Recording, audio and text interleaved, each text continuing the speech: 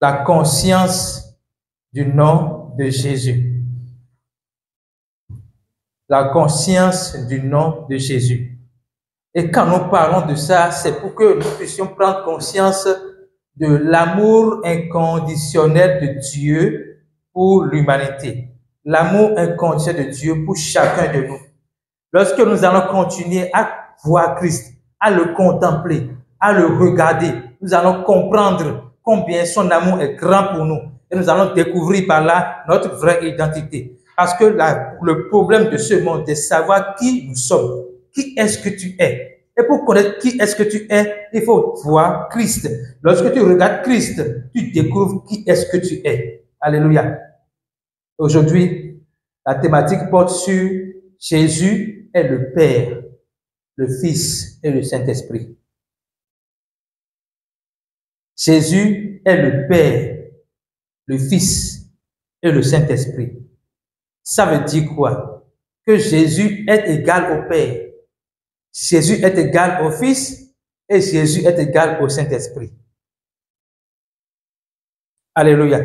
Ça veut dire également que Jésus n'est pas différent du Père. Jésus n'est pas différent du Fils. Et Jésus n'est pas différent du Saint-Esprit. Ces affirmations contredisent tout de suite la théologie sur la Trinité ou la Sainte Trinité. Et la Sainte Trinité parle de quoi? Dieu unique en trois personnes. Et ils ajoutent Dieu unique en trois personnes distinctes. C'est-à-dire que Jésus est différent du Père, Jésus est différent du Fils, Jésus est différent du Saint-Esprit. Ou Jésus est différent du Fils, Jésus est le Fils, et Jésus est différent du Saint-Esprit. Vous comprenez? Mais la vérité de l'Évangile montre que Jésus est égal au Père, il est égal au Fils, il est égal au Saint-Esprit. Vous êtes là? Nous allons découvrir que Dieu n'a pas trois têtes. Quand on parle de Dieu unique, on ne peut pas en même temps ajouter trois personnes. Dieu est unique, Trinité, un Dieu unique dans trois personnes. C'est pas ça, n'a pas de sens. Dieu unique, mais en trois personnes. Dieu est unique, mais il ne peut pas être unique en trois personnes. Et la main de Dieu est unique, on va découvrir ça aujourd'hui. Nous allons voir rapidement Marc 12, verset 32. Marc 12, 32.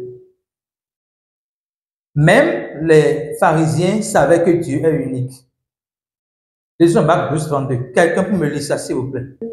Tu as dit avec vérité que Dieu est unique et il n'y a point d'autre que lui. Qui parle? C'est Jésus qui dit que ils disent que Jésus a dit avec vérité que Dieu est unique et il n'y a point d'autre que lui. Alors, quand on dit que Dieu est unique, on ne peut pas en même temps dire qu'il est unique en trois personnes et en trois personnes distinctes. Où est-ce que je vais en venir? La doctrine de la Trinité n'est pas la doctrine de Christ. Si vous ne comprenez pas ça, ce serait comme si on a perdu notre temps en disant qu'on est chrétien. La doctrine de la Trinité n'est pas la doctrine de Christ. Et Paul l'a appelée doctrine de démon. Si ce n'est pas la doctrine de Christ, c'est que c'est la doctrine de démon. Lisons 1 Timothée 4, verset 1. 1 Timothée 4, verset 1. Donc, vous allez voir que, parce que les gens pensent que Dieu est trinitaire, ils disent Dieu trois fois saint. Vous n'allez pas voir ça dans la Bible. Lisez la Bible. Vous n'allez pas voir Dieu trois fois saint. Dieu est saint, point. Dieu n'est pas saint au pluriel, il est saint. 1 Timothée 4, verset 1. 1 Timothée. L'Esprit dit expressément que dans les derniers temps, quelques-uns abandonneront la foi pour s'attacher à des esprits séducteurs et à des doctrines de démons. L'Esprit dit expressément que dans les derniers temps, beaucoup vont abandonner la foi pour s'attacher à des doctrines de démons. Donc, on va définir, pour comprendre la doctrine de démons là, on va comprendre abandonner la foi. Ça veut dire quoi? Abandonner la foi veut dire abandonner la doctrine de Christ. Ce n'est pas perdre le salut. Abandonner la foi veut dire abandonner le message de Christ. Abandonner la foi veut dire abandonner l'évangile de Christ. Et l'évangile de Christ a un enseignement. Donc, abandonner également l'enseignement de Christ. Quand déjà on parle de doctrine de Christ, on parle de l'enseignement de Christ. Donc, abandonner la foi veut dire abandonner l'évangile de Christ, le message de Christ, la doctrine de Christ. Et lorsque vous allez comprendre le contenu de la doctrine de Christ, vous allez voir que c'est une hérésie de penser que Dieu est trinitaire. Dieu est unique. Dieu est unique. Nous allons rapidement lire Jean 4, verset 24. Jean 4, verset 24.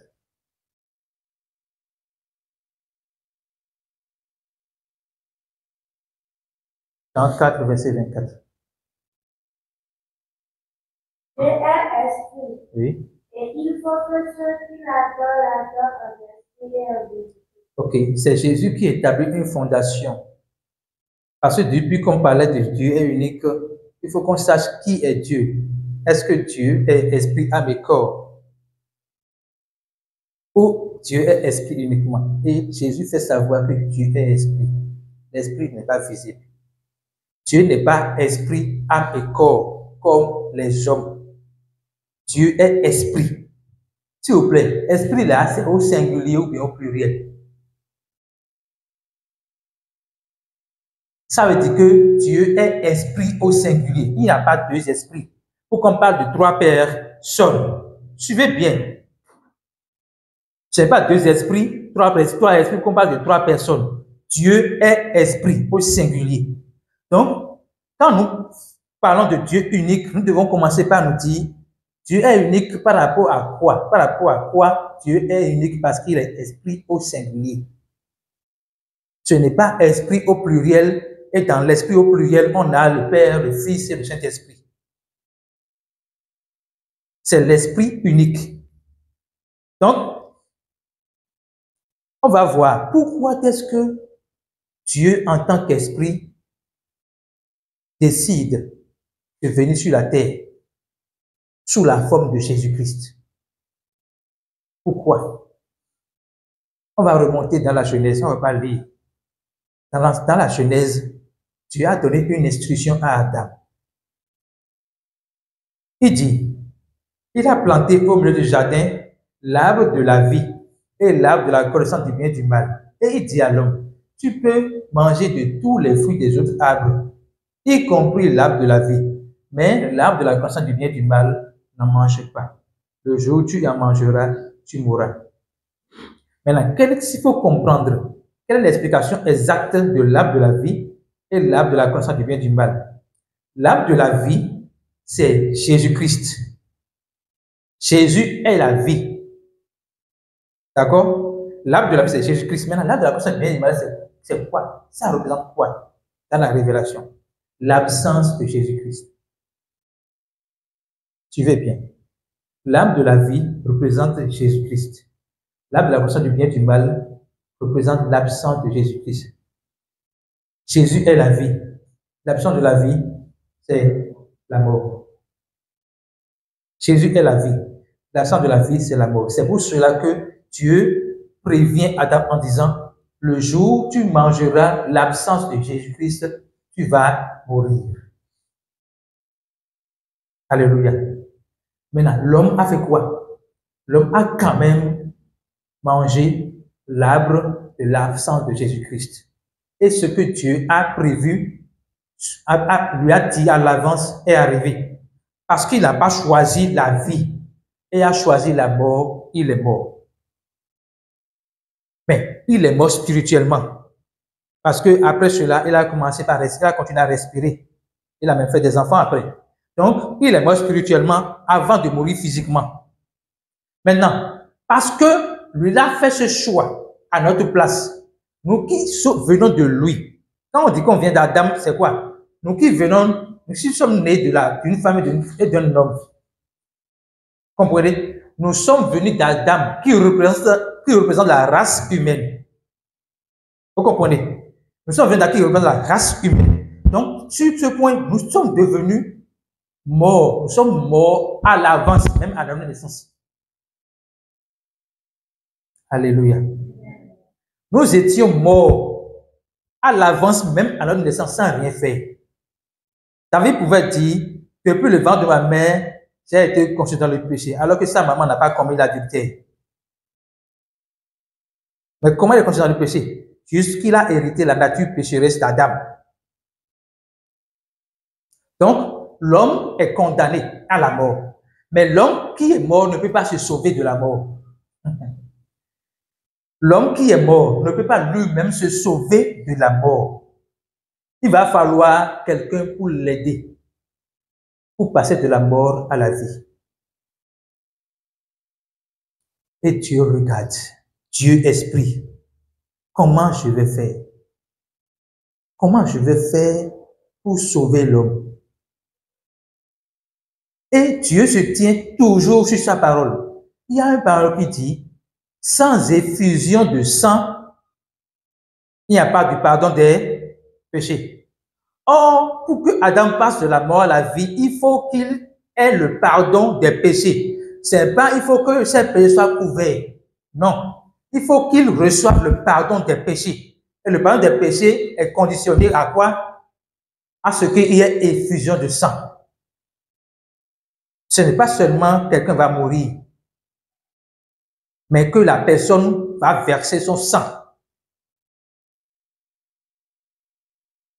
Maintenant, est-ce que Dieu, en tant qu'esprit, a un sang?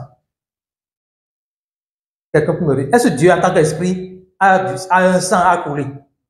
Il n'a pas de sang. Maintenant, s'il n'a pas de sang, il a besoin de quoi? D'un corps. De porter un vêtement corporel pour pouvoir verser son sang. Donc, Dieu, esprit unique, dit, en tant que Dieu, je viendrai dans la forme de l'homme pour sauver les hommes. Maintenant, il n'est pas venu comme nous sommes venus.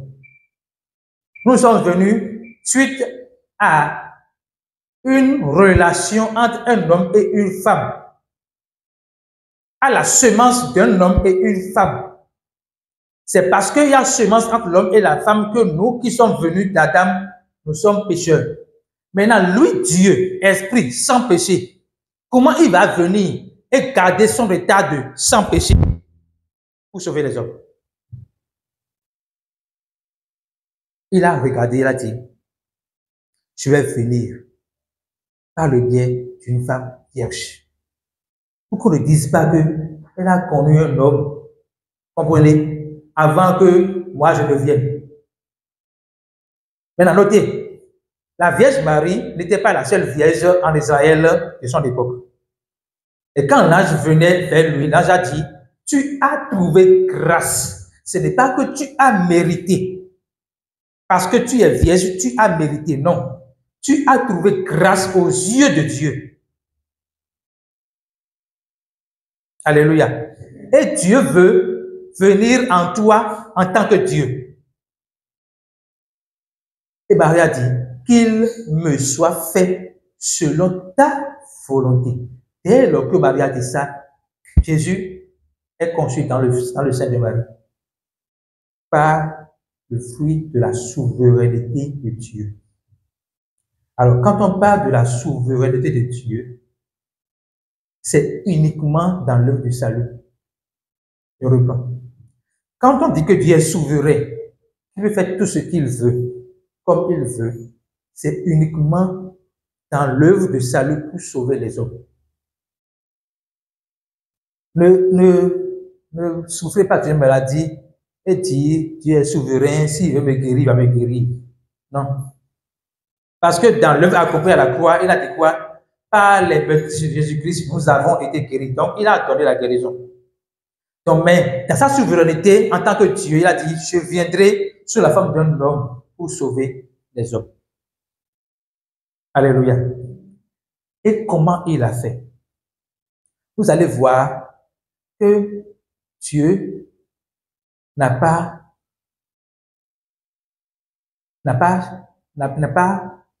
gardé jalousement sa position de Dieu. Mais il a dit, à cause de l'homme, je vais me dépouiller. Philippiens 2, versets 5 à 8. Vous allez comprendre pourquoi j'ai dit que l'apôtre Paul a introduit l'enseignement. Philippiens 2, versets 5 à 8. Alléluia. J'espère que je ne suis pas trop rapide. Ayez en vous les sentiments qui étaient appliqués le Oui. Le Père existant en forme de Dieu. Attendez là. Donc Jésus existait à quoi? En forme de Dieu. S'il vous plaît, Dieu est au singulier ou bien au pluriel? Avec grand D ou petit D? Merci. Donc Jésus existait en forme de Dieu. Grand D au singulier. Allons-y. Le Père existant en forme de Dieu. Oui. La preuve de la comme une fois a arraché des égards. Merci. Donc, pour sauver les hommes, il n'a pas gardé comme une proie. Je suis Dieu. Il faut que je reste Dieu. Il faut que... Non, non, non. Il n'a pas gardé comme une proie. Mais qu'est-ce qu'il a fait? Allons-y. D'abord, le gardé comme une fois a arraché des égards avec Dieu. Les sept désirs lui en prenant une forme de serviteur. Merci, attendez. Notez bien cette phrase. Dieu s'est dépouillé. Ce n'est pas que il a été dépouillé. Dieu s'est dépouillé lui-même. Il a dit, Dieu, je vais devenir un homme pour sauver les hommes. Il s'est dépouillé de sa divinité pour offrir à l'humanité la possibilité de recevoir la divinité. Allez-y. En devenant semblable aux hommes et ayant paru comme un seul homme, il s'est humilié lui-même, se rendant obéissant à la mort, mais jusqu'à la mort. Merci beaucoup. Merci beaucoup. Donc, Jésus s'est dépouillé lui-même de sa divinité et il a obéi à lui-même et il a obéi à lui-même jusqu'à la mort. Et la mort sur la croix, dans quel but? Le salaire du péché, c'est la mort. Donc, il est venu pour payer le salaire du péché à notre place. Voyez comment Dieu nous aime. Je veux que nous voyons à quel point Dieu nous aime. Il s'est dépouillé de sa divinité. Il est devenu comme un simple homme. C'est même là le mystère de Christ. Parce qu'il est un simple homme parmi les gens ne voyaient pas qu'il était Dieu sur la terre. Mais Isaïe a prophétisé. Un jour, Dieu viendra. On va l'appeler comment? Emmanuel. Dieu avec nous. Dieu avec nous.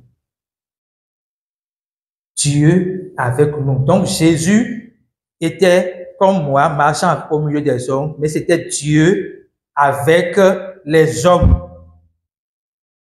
Jésus avait une enveloppe corporelle. Il marchait au milieu des hommes, mais ce n'était pas les hommes qui marchaient avec les hommes, c'était Dieu qui marchait avec les hommes. Vous comprenez? Donc, on va voir comment est-ce que Jésus est devenu un homme.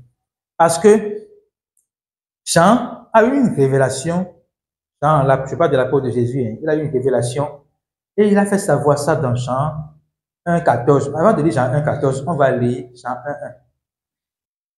Au commencement de Et la parole était avec.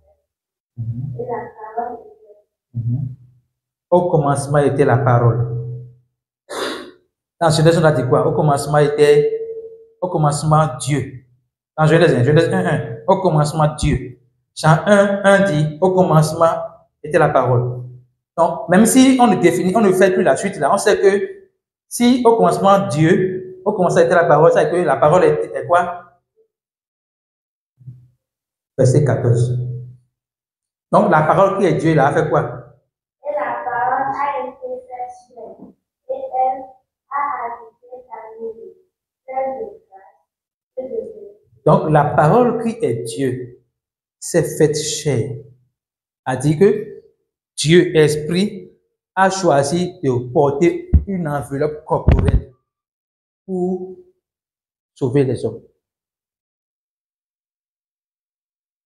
Si vous comprenez ça, vous allez comprendre en profondeur Jean 3,16. On va lire ça et on va essayer d'expliquer bien Jean 3,16. Vous allez comprendre. Car Dieu a tant aimé le monde, Oui. qu'il a donné son Fils, afin que quiconque croit en lui ne périsse point, mais qu'il ait la vie éternelle. Donc, voilà. Dans ce verset, on a l'impression que Dieu est différent de Jésus, ou bien. Mais quand on comprend l'explication que je viens de donner jusque-là, on va dire quoi? Car Dieu a tant aimé le monde qu'il a porté une enveloppe corporelle pour venir parmi les hommes afin de sauver les hommes. Et quiconque croit que celui qui marche avec eux est Dieu sur la terre, venu pour mourir pour les péchés des hommes, ne périt point, mais a la vie éternelle. Vous comprenez? Donc, c'est toujours le même Dieu qui est venu. L'enveloppe corporelle, c'est ça que Jésus même appelle Fils de Dieu. Quand Jésus dit, je suis le Fils de Dieu, il fait référence à son humanité, à son corps. Mais quand il dit qu'il est Dieu, il fait référence à l'Esprit de Dieu en lui. Donc, si nous croyons que Jésus est le Christ, nous savons que nous portons en nous Dieu. Donc, nous sommes également Dieu avec... Dis ça, je suis Dieu avec les hommes. Nous sommes Dieu avec les hommes. Parce que nous portons Dieu en nous. Nous avons cru qu'il a payé le prix du péché à notre place. Nous allons avancer. Alors, vous allez dire que jusque-là, je n'ai pas encore abordé comment Jésus est Christ et lui-même Dieu et le Père, le Fils et le Saint-Esprit. Nous allons voir ça justement. Donc, Jésus est venu en tant qu'homme pour sauver les hommes. Mais, est-ce qu'il s'est arrêté là?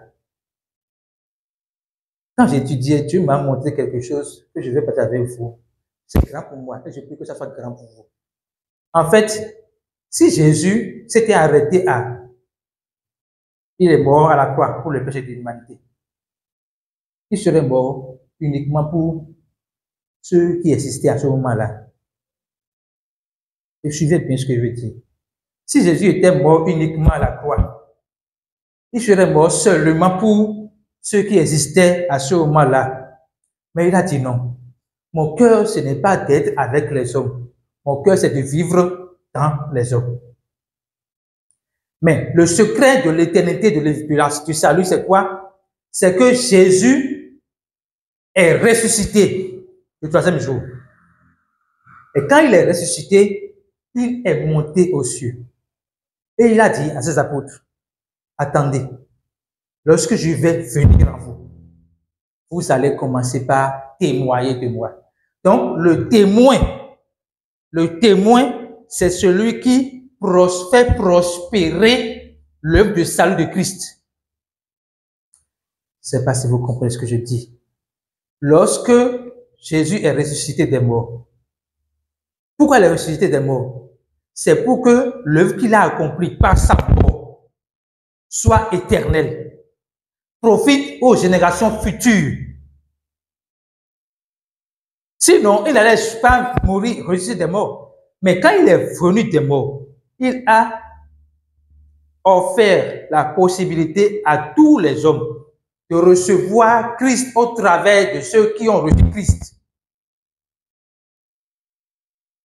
Donc, ça dit quoi? On va lire ça. Et lorsque, on va lire Acte 1, verset 5 et 8. Lis 1, verset 8. Acte 1, verset 5 et 8.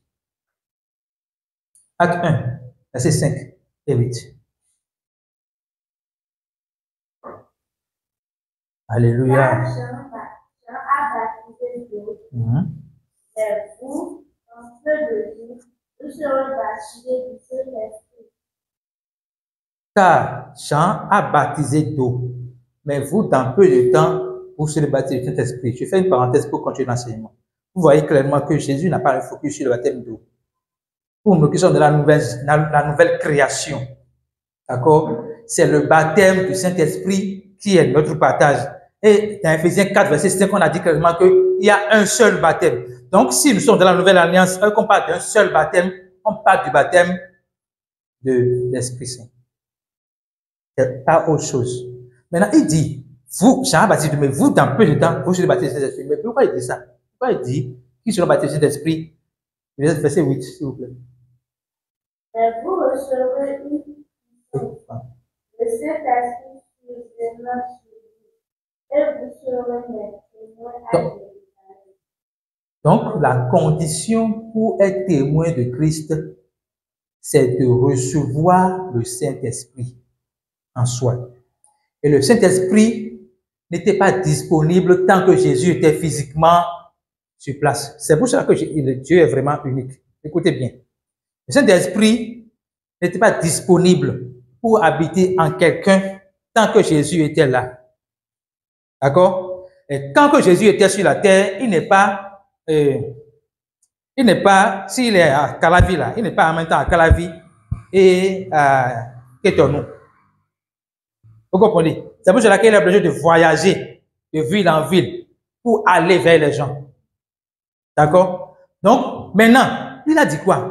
Dans son plan, il a dit, je ferai en sorte d'habiter dans l'homme qui me reçoit.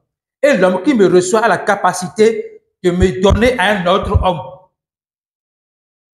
De manière à ce que, là où nous sommes maintenant, il y a Dieu à Sénécodi. Il y a Dieu à Cotonou. Il y a Dieu aux États-Unis. Il y a Dieu partout. Et pas Dieu seulement. Il y a Dieu capable de donner Dieu. Alléluia. Merci beaucoup. Vous savez, je prie que ça soit grand. C'est comme ça que Dieu a rendu le salut éternel pour nos générations futures, les enfants de nos enfants. Ils vont recevoir Christ parce que nous portons Christ. Lorsque nous croyons en Jésus-Christ, nous portons Christ. Et nous avons la capacité de donner le même Christ aux gens. Donc, on va rapidement avancer. Et maintenant, on va lire assez de versets qu'on va expliquer tout doucement.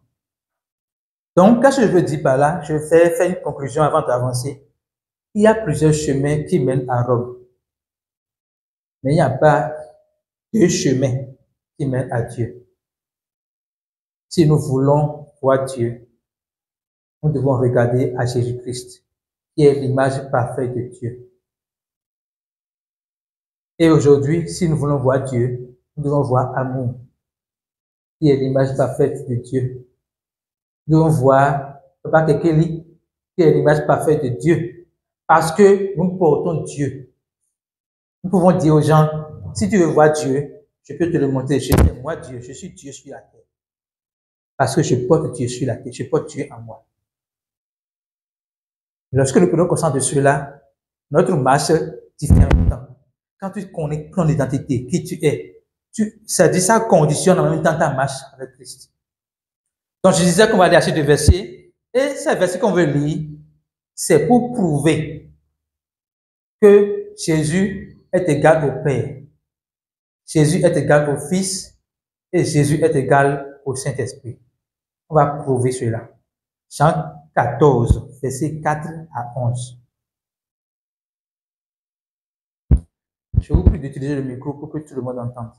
Jean 14, versets 4 à 11.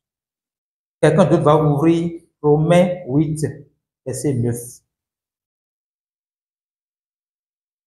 Jean 14, versets 4 à 11. Vous savez où je vais, et vous savez le chemin.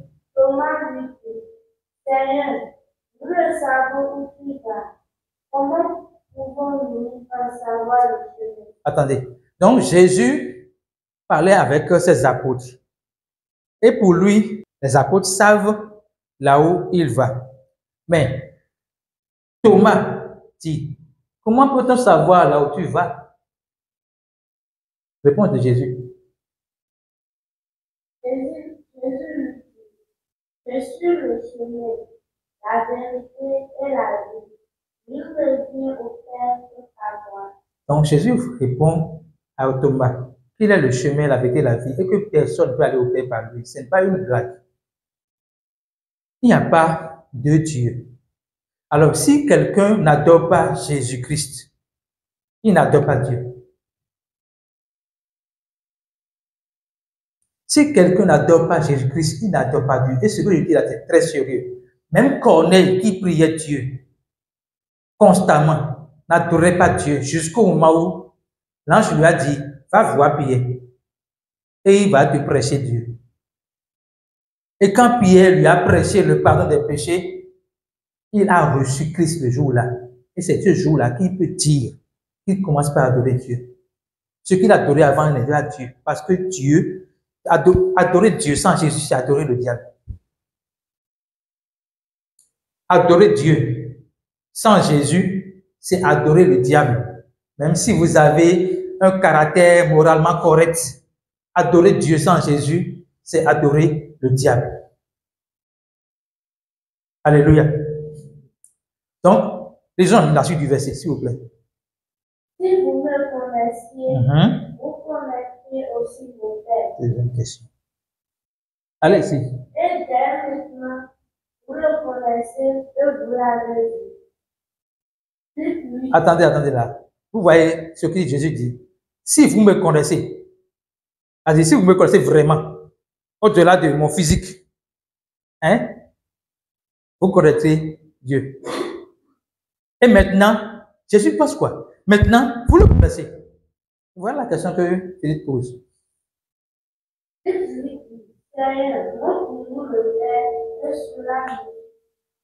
Donc, c'est comme si Philippe n'a pas entendu ce que Jésus a dit. Donc, on va encore entendre ce que Jésus a dit. Voici la question est bien placée. Lis le verset avant. On va voir si la question est bien placée. Jésus lui dit, il y a si longtemps que je suis avec. Non, le verset avant d'abord. Avant la question. Le verset avant la question. Avant qu'on voit la réponse de Jésus. Si vous me connaissez, vous connaissez aussi mon Père. Et dès maintenant, vous le connaissez. Donc, c'est ce que Jésus a dit. Si vous me connaissez, vous connaissez aussi mon Père. Et dès maintenant, vous le connaissez parce que vous l'avez vu. Mais Philippe lui dit, montre-nous le Père. Et cela nous suffit. On peut directement dire que même apôtre de Jésus ne connaissait pas Jésus.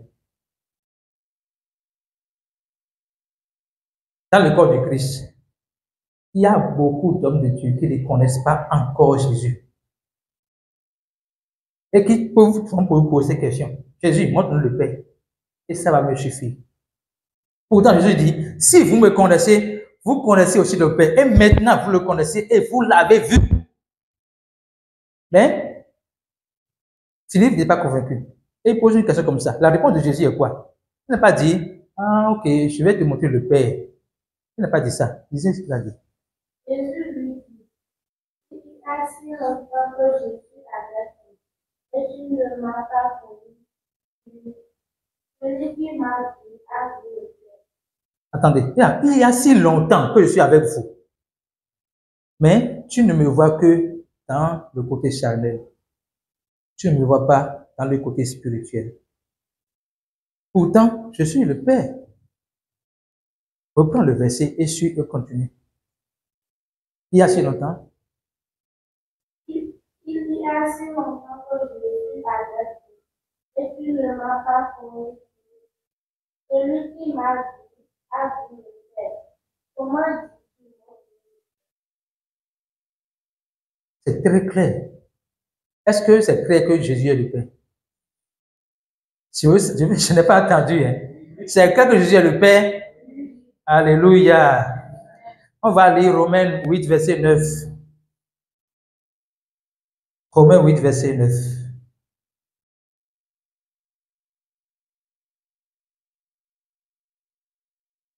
Romains 8, verset 9. Préparez 2 Corinthiens 5, 19. Romains 8, verset 9. Pour vous, Oui. vous ne vivez pas selon la chair, mais selon l'esprit. Du moins, l'esprit de Dieu habite en vous. Quelqu'un n'a pas l'esprit de Dieu, il ne lui appartient pas. S'il vous plaît, on va reprendre le verset. Reprends le verset pour que tout le monde entende. Je veux que vous soyez plus attentif à ce niveau. Reprends le verset. Pour vous, Oui. vous ne vivez pas selon la chair, Oui. mais selon l'esprit. Si du moins l'esprit de Dieu habite en vous. Si quelqu'un n'a pas l'esprit de Christ, il ne lui appartient pas. Excusez-moi, il y a combien d'esprits ils ont parlé là? Non, ne dis pas. Pour ceux qui ont entendu. Non, non, il y a 2 esprits. Esprit de. Esprit de. Non, bon, reprends le verset. Reprends le verset. Pour vous, Oui. vous ne vivez pas selon la chair, mais selon l'esprit, si du moins l'esprit de Dieu habite en vous. Si quelqu'un n'a pas l'esprit de Dieu, il ne lui appartient pas. Le verset parle de combien d'esprits là? L'esprit de Dieu et l'esprit de Christ. On va penser que c'est 2 esprits différents. Ou bien, 2 Corinthiens 5, verset 19. Vous allez voir que. Non, je préfère qu'on lise ça. 2 Corinthiens 5, verset 19. God is good. Car Dieu était en Christ. Attendez là. Dieu était où? Ok. Donc, Dieu était en Christ. Donc, si quelqu'un n'a pas l'esprit de Dieu qui était en Christ, il n'appartient pas à Christ. On se comprend. Si quelqu'un n'a pas l'esprit de Dieu qui était en Christ, il n'a pas l'esprit de Dieu. C'est aussi simple que ça. On s'assuit. Lisons 1 Corinthiens 3, verset 16. 1 Corinthiens 3, verset 16. Nous voulons prouver que l'Esprit, Jésus est égal au Père, au Fils et au Saint-Esprit. Ne savez-vous pas que vous êtes le temple de Dieu et que l'Esprit de Dieu habite en vous? Ne savez-vous pas que vous êtes le temple de Dieu et que l'Esprit de Dieu habite en vous? L'Esprit de Dieu est égal à l'Esprit de Christ, est égal à l'Esprit Saint. Comprenez ça? L'Esprit de Dieu égale Esprit de Christ égale Esprit Saint. Verset suivant, Colossiens 1, verset 27. Colossiens 1, verset 27. Aujourd'hui, on va lire. On a très fini pour le verset. Colossiens 1, verset 27. À qui Dieu a voulu faire connaître quelle est la glorieuse richesse de ce mystère parmi les païens, savoir Christ en vous l'espérance de La gloire. Donc, notez bien, Christ en vous, égal à l'Esprit de Christ en vous, égal à l'Esprit de Dieu en vous, égal à l'Esprit Saint en vous. C'est pas 3 choses différentes, c'est la même personne. Ok? Dernier verset. 1 Jean 5, verset 20. Et je veux que vous suivez bien ce verset, parce que c'est le verset qui établit avec assurance que Jésus-Christ est Dieu. Nous savons aussi que le Fils de Dieu est venu et qu'il nous a donné l'intelligence pour connaître le véritable. Et nous sommes dans le véritable en son Fils. Verset suivant. C'est lui qui est le Dieu véritable. Qui? Ok, et la vie éternelle. Reprenez le verset entier, 20 à 21. Nous savons aussi que le Fils de Dieu est venu, qui nous a donné l'intelligence pour connaître le véritable. et nous sommes dans le véritable ensemble. C'est lui qui est le Dieu véritable et la vie éternelle. Petit enfant. C'est bon. Donc, Jésus, qui est le Dieu véritable, révélé dans ce verset. Qui est le Dieu véritable révélé dans ce verset? Jésus. Donc, Jésus est le Dieu véritable. Ça veut dire quoi? Celui qui n'est pas en Jésus n'adore pas Dieu. Et notre rôle, je disais que quand nous connaissons notre identité, ça nous démarque en même temps dans notre comportement. Notre rôle, c'est de montrer au monde entier que le véritable Dieu, c'est Jésus-Christ. Le véritable Dieu, c'est Jésus-Christ. Nous devons essayer de marcher dans ce monde tel qu'il est. C'est-à-dire tel que je suis, tel vous êtes dans ce monde. Il n'est pas au ciel. Donc, ça veut dire quoi? Il fait référence à son caractère, à comment il s'est conduit dans ce monde pendant qu'il était dans la période intertestamentaire. Il fait référence à comment il s'est conduit, comment il a aimé les gens, comment il a démontré son amour pour les gens, comment sa bonté a été manifestée, comment sa grâce a été manifestée, comment il a fait preuve de miséricorde. Il fait référence à tout ça, à comment il a révélé le Père. D'accord? Donc, notre responsabilité, à notre niveau d'abord, c'est de chercher, creuser, à marcher comme Christ a marché sur la terre. Et par là, prêcher Christ aux gens, afin que les gens puissent savoir que le véritable Dieu, c'est Jésus-Christ. Et que si vous n'êtes pas en Christ, vous n'adorez pas, même si vous pensez adorer Dieu, vous n'adorez pas Dieu. Vous pouvez penser que vous avez adoré Dieu, c'est votre droit. Mais si vous n'êtes pas en Christ, vous n'adorez pas Dieu. Et si vous n'adorez pas Dieu, vous adorez qui? Le mané, le diable. Même si vous avez un caractère exemplaire. Alléluia. On va se lever le pied et dire merci à Dieu de son amour pour nous, de sa grâce extraordinaire, de sa miséricorde insondable. Et nous allons continuer à le célébrer, à le magnifier dans notre caractère, dans notre comportement.